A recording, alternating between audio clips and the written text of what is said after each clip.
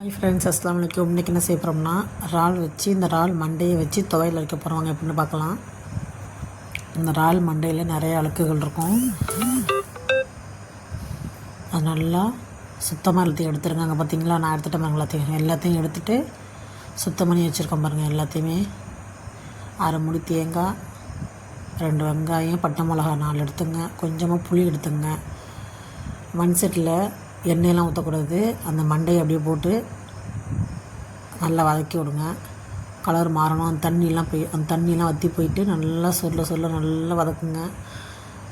அந்த வாசனை வரணும், அந்த இறால் வாசனை வரணும்.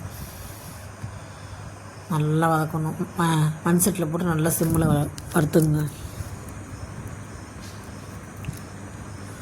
நல்லா வறுத்து கலர் மாறிடணும்.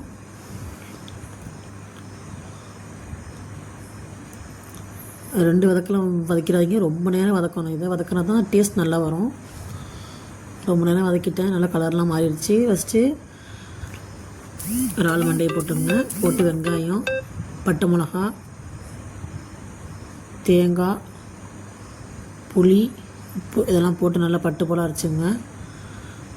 ரொம்ப தண்ணி ஊற்றக்கூடாது.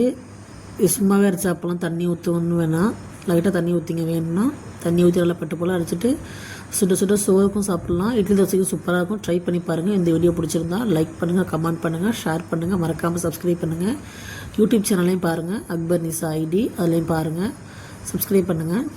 அஸ்ஸலாமு அலைக்கும்.